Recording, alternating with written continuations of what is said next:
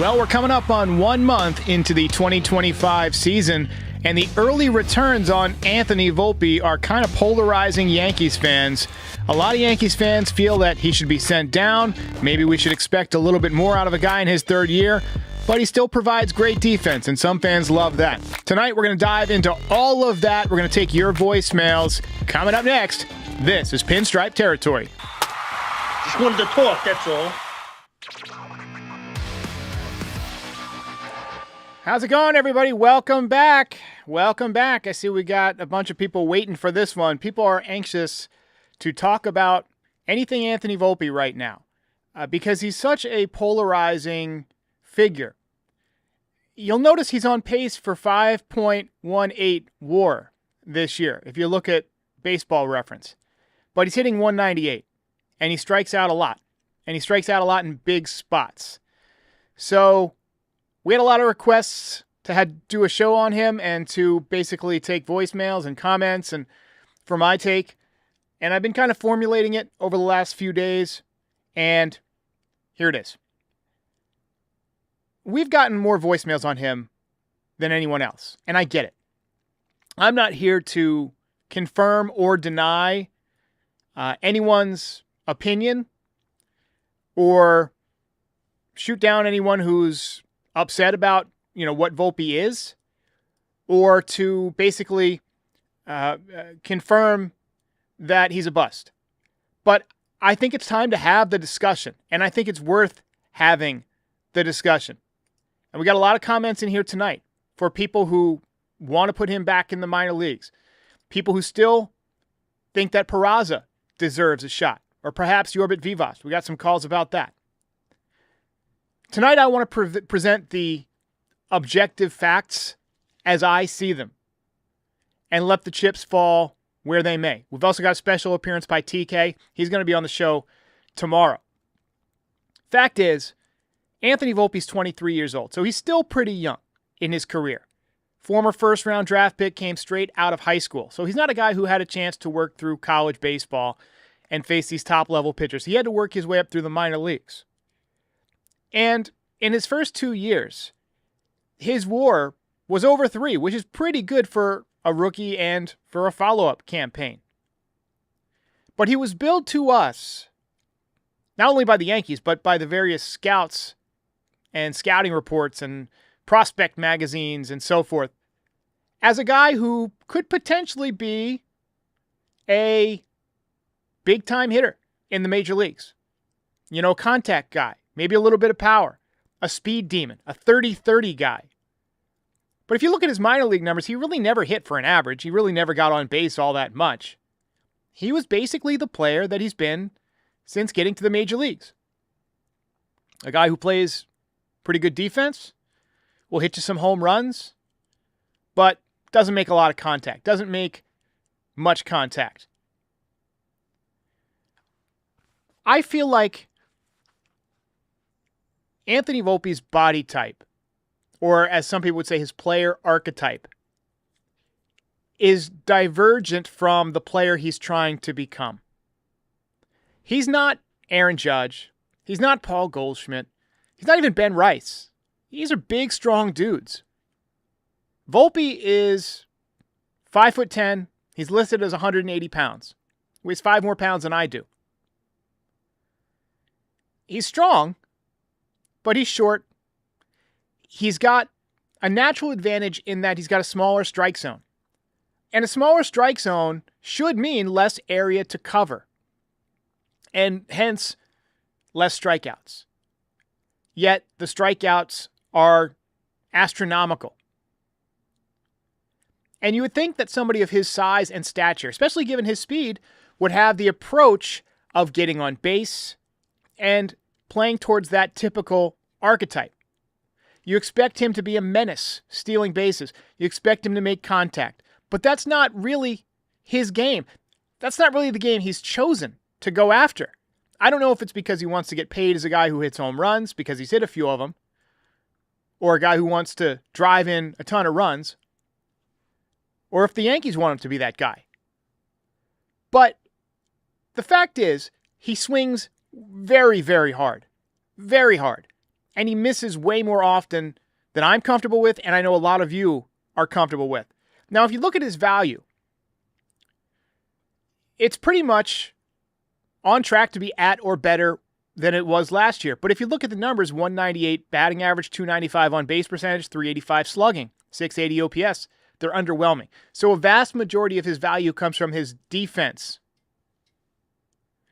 Struck out 4 times on Wednesday, including a couple of big spots with men on base and in scoring position. That's been a pattern throughout his career. And I still maintain that the best version of Anthony Volpe is the guy that we saw from April through, I'd say, early June last year. He was hitting around 290. He didn't hit for as much power, but he was using the whole field. He was lacing line drives. He was getting on base. He was stealing bases. He was a pain in the ass as a player. He was pesky. And I think that's what a lot of us envisioned him being. You remember how effective he was as a leadoff hitter in front of Judge and Soto? Or Soto and Judge in that order. He was getting a lot of pitches to hit, and he was great. And then he fell off the table. I think it says something that even though the Yankees have had a bunch of different leadoff hitters this year, they haven't even attempted to hit Anthony Volpe leadoff. They've tried Austin Wells. They tried Trent Grisham. They've tried Paul Goldschmidt. They've tried Ben Rice. Volpe hasn't even sniffed the leadoff spot. Not even a sniff. So the Yankees know he's not an on-base guy. And maybe they don't even want him to be. But I told you guys, after the first week, or first weekend of the season, really, that if he kept swinging with the big loopy swing, even though he had some early success, pitchers were going to have to elevate the ball and pitch him inside to tie him up. And he wasn't going to be able to get to those pitches, and he's not doing it. He's not doing it. They're getting ahead of him with fastballs, and then they're throwing sliders down and away when he's down in the count, and he simply cannot lay off of them. There's been a lot of talk about whether or not the Yankees should sit him entirely, whether they should send him down to the minor leagues for a couple of weeks. I've brought up both of those topics, and I'm not necessarily opposed to either one. If you can fix his approach and get him back by, I don't know, Memorial Day, and have him be that guy he was at the beginning of last year, there would still be about 100 games left in the season for him to make a big impact. Now, maybe he gets hot this weekend and he hits 5 home runs. Who knows? I would bet against it, but it is possible. It's good for the Yankees when he does that, obviously, when he gets hot and he drives in runs. But I think it would be bad for him in the long term, because it would only reinforce what I think is a misguided approach. And I think a lot of you would agree that his approach doesn't match the type of player archetype that he should have. So let's get some comments here. Lori C says, when he does get on base, he doesn't steal enough. You're 100% right.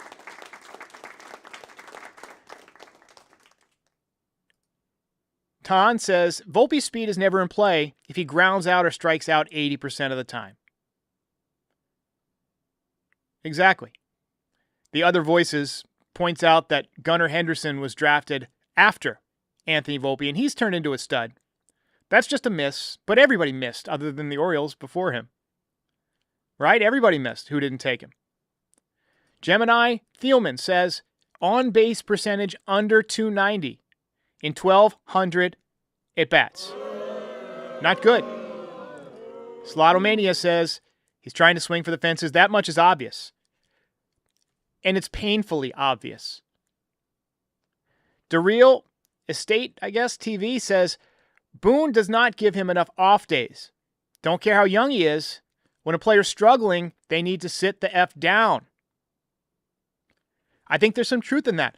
And remember, he played better last year after off days. Rick Diaz says he needs some chicken parm. Sean Massa says he is Andrelton Simmons. And we do know that Brian Cashman loved Andrelton Simmons, tried to trade for him a couple of times. The amount of shortstops we passed up on for a potential journeyman that has good defense is actually horrible. I agree with that take. You know, Seager was available.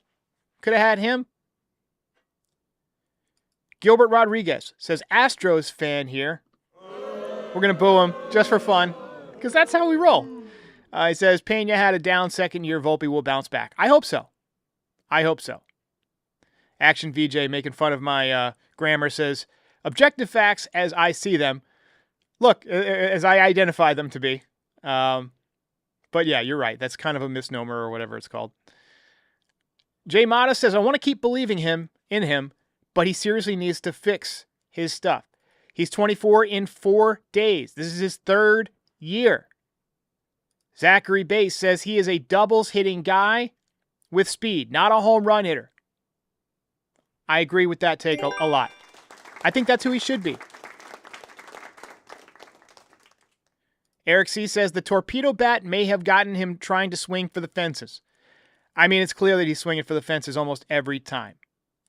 And Lori C. says he isn't a bust yet, but it's put up or shut up time. And I got to agree with that. We had a take from our guy TK out there in Los Angeles. TK is going to be on the show tomorrow night. And he saw we were doing this show, and he sent me this via text, and I thought, hey, let's put it on the show. All right, what's up, everyone? Coming at you from Rodeo Drive in Beverly Hills. Let's talk some Anthony Volpe. Anthony Volpe is one of the most frustrating prospects that there's been in a long time, to be honest. Probably just because of the expectations that were set on him. Hometown kid, grew up idolizing Jeter, grew up idolizing the Yankees. He's a top prospect. They don't want to trade him for Luis Castillo. Oh, we're not going to sign or Matt Olson. Corey Seager or Trey Turner. All of these things are really kind of built up into the hype with Volpe. And yeah, his glove is there. He's a gold glove guy. But to me, my take is this is it. This is year 3. The Yankees have given him more than a long enough leash.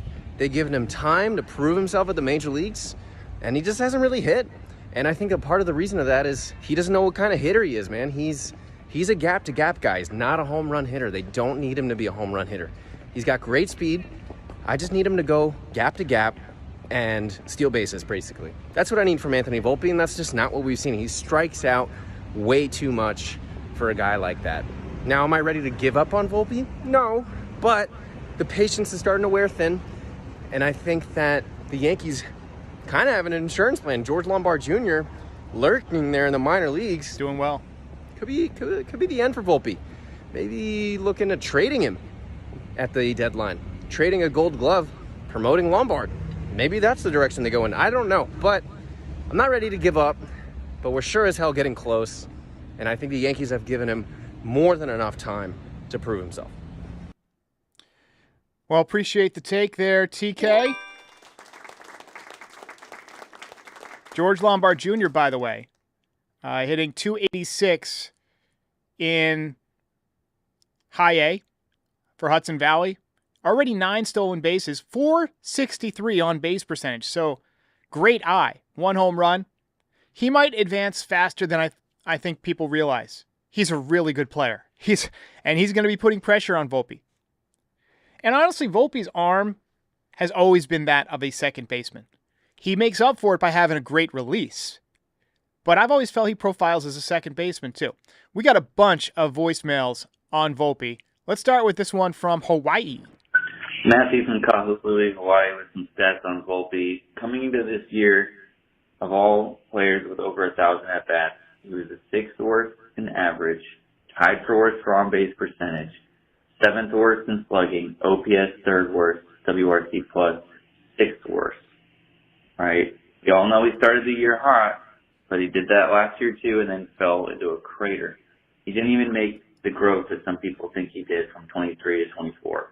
Ground ball percentage got worse, barrel percentage, OPS, exit velo, hard hit percentage, walk percentage, slug percentage, extra base hits, all got worse. Friendly reminder as well that he probably didn't even deserve the gold glove that apparently justifies his job for life over guys like Peraza. Bobby Witt Jr. had better FRB and OAA stats. And if Franco from the Rays hadn't been a criminal, he probably would have wanted to. Go 100%. Yanks, hoping for the kid, but he's shown nothing so far. That's a good one. Go Yanks. Jean-Jacques Dessalines, I hope I said that right, says, Volpe is definitely a bust. Get him off my screen. Ouch. It's all right there in front of us. Here's another suggestion. Hey, Derek, this is Bobby the Bear in Atlanta, Bear. stuck in traffic. What a nightmare. But I wanted to offer a solution, a very easy one, for Volpe's struggles. Switch his locker and have his locker next to Paul Goldschmidt. Dude, Paul Goldschmidt is actually having the type of season that Volpe's supposed to have. You're not wrong. How could Volpe let a 37-year-old bald-headed weasel beat him out in terms of overall stats? I'm certainly not going to give Volpe stats to Goldschmidt because he's a professional hitter. If Volpe wants to emulate somebody, he should go ahead and look up Mr. Ricky Anderson. Rest in peace. The best leadoff hitter in the history of baseball. If Volpe wants to hit for power, fine. Henderson had power. But he got on base. He's the best leadoff hitter in the history of the game. He got on base. He wreaked havoc on the base paths. That's what he's supposed to do. That's what Volpe is supposed to do, is get on base. Anyway, thanks for letting me vent. Later, dude. I love how he always signs off with, later, dude. You're the man, Bobby the Bear. I'm going to shut up for a minute because we got a lot of takes from you guys.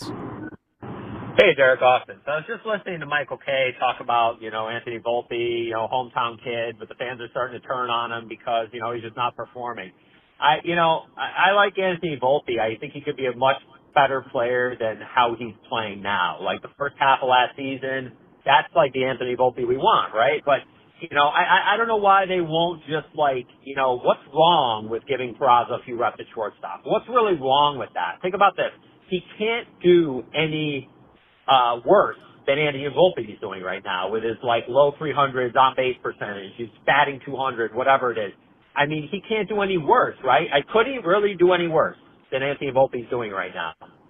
So, I mean, I don't know whether it's about, we just want to let him sit there and figure it out, or we're going to, hurt his confidence or hurt his feelings or whatever. Well, maybe he needs a wake-up call. Maybe Peraza, maybe he needs a couple of days off, like you said. Maybe he just needs a break. Just let him, not just a physical break. Maybe he needs a mental break. Maybe he just needs to sit back and watch and, give somebody like Peraza, a couple of reps. Anyway, yeah. So I said my piece. Thank you. I want to know in the chat how you guys would feel about Volpe going to AAA for a little while and just letting Peraza get a run. Just letting him get a couple of weeks. You're not going to lose anything defensively because he's every bit of Volpe's equal as a defender, if not better. And I would say he probably is better. He's got a better arm, for sure. We've seen that. I think he moves better, more athletically, more fluidly. Now, Volpe's a tremendous defender. Don't get me wrong. He handles, stuff around the bag really well. He turns the double play well, gets rid of the ball quickly. I don't think he's great at the slow rollers. I don't think he charges them enough. But, maybe he's playing deep. Look, I wouldn't be opposed to Peraza getting a shot. Eric, no, you don't want to hear any more about Volpe, but it's a seventh inning. He's 0 for 4 with 4 more strikeouts. Time to yank him for his own sake. Get Peraza in there. Get Fred Stanley in there. Get anybody in there. Yeah, we got a comment here that says Michael K said everyone is crazy for saying bring Piazza at shortstop. Yeah, I don't think we should play Mike Piazza at shortstop. However, Peraza, I could get behind. This is a 3-minute ramp. I'm going to cut it off, but I want to play a little bit. From the Bronx. Listen, I just had a question for you because you guys keep talking about like Volpe just needs a day off or two. And I'm sorry, I know we won, but this like what more are we gonna get out of this guy? This is his third season. Honestly, I don't see any improvement in any facet of his game from his rookie season. So it's like, at what point do we kind of just bite the bullet and realize that Volpe is possibly a bust, man? I mean, we've got Peraza, we've got Cabrera. These guys are possibly even better defensively than he is. You know, let's just give Peraza a shot. Let's give someone else a shot. This kid walked onto the team and basically was just given this job without really having to earn it.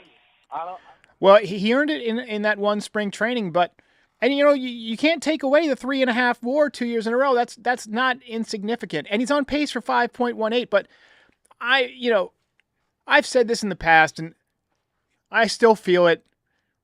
I think WAR is a flawed stat because it changes its formula based on, you know, what position you play, and it changes its formula based on what website you get, whether it's Fangraphs or whether it's Baseball Reference. And I don't think if you can't calculate the stat on a napkin, I don't put a lot of stock in it because then it's not a stat. It's like a formula, and the formula is something that some guy made up in a lab. Look, I think he's got potential to be a good player, but I think he's taking the wrong approach. Hi, 12397 says too early to tell yet. But as someone said earlier, probably hearing the footsteps at this point. Got another call here. This one is about Yorbit Vivas. Yorbit Vivas almost hitting 350 in the minors. Can't get one AB after Jazz fouls 17 pitches off his leg, hitting 150, and there's no thought in the Yankees organization that let's give this kid a chance who's hitting the piss out of the ball in the minors. They have players like Peraza and Vivas who it seems that they have zero intention in ever giving a legitimate shot to. When you have guys struggling like Vulpi and Chisholm right in the middle of the infield, the two positions these guys play, how much less production do you think these guys are going to do than 150 and 200 batting averages? I'm honestly confused. I appreciate the call. I think it's interesting that they don't really give Vivas a shot. They called him up last year, and I don't think he played at all. Maybe he got one at bat, and he was up for a few days here while Trent Grisham was on paternity leave. Didn't get an opportunity. And you're right. Jazz hits a lot of damn balls off of his leg. And he's been swinging out of his shoes, too. Jazz is catching some strays here, but honestly, they're kind of deserved.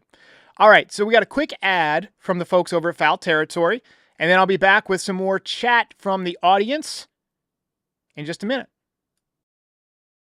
Alana, we love our pups dearly, and we want to shout out Spot and Tango for taking care of our pups with their unkibble. They are a game changer.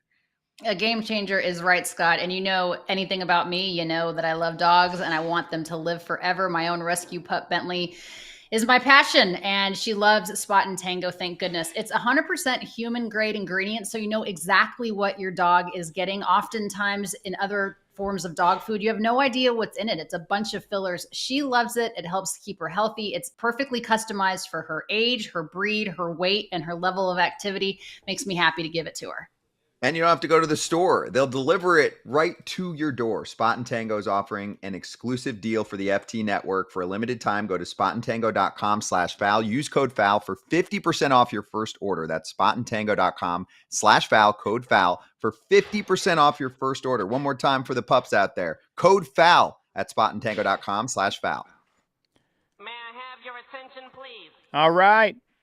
So let's get a few more comments here. Piro says Judge is not going to let them send him to AAA. I don't think that's Judge's decision. As far as I know, that's the organizational decision.